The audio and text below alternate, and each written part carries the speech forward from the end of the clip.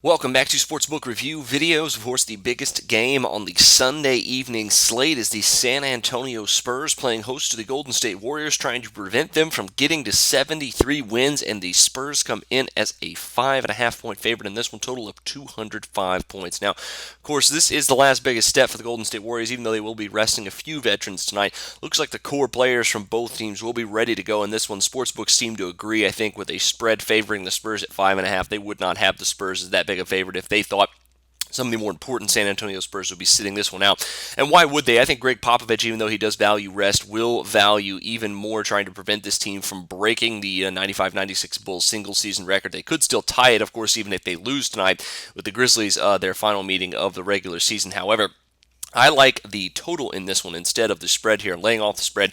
Going with the total at 205, it has already dropped significantly from 209 where it opened. And if the first meeting between these two teams in San Antonio was any indication, this one could also be a pretty low-scoring game. That game finished at 87-79.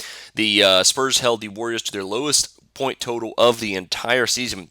The Warriors have actually been pretty good, even though they haven't played too much on the road here recently. They've cashed the under in 5 of their last 6 road games, including that game against the San Antonio Spurs back in March. And of course, the Spurs, even though they've been a little bit more consistent cashing the over at home here recently, still holding teams to only 92.5 points per game in their last 8 home games, even though the overs cashed in some of those games.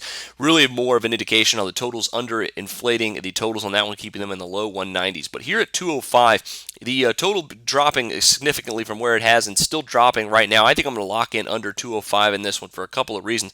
Both these teams have been pretty horrible against the spread here recently. San Antonio only 5-14 against the spread in their last 19 games.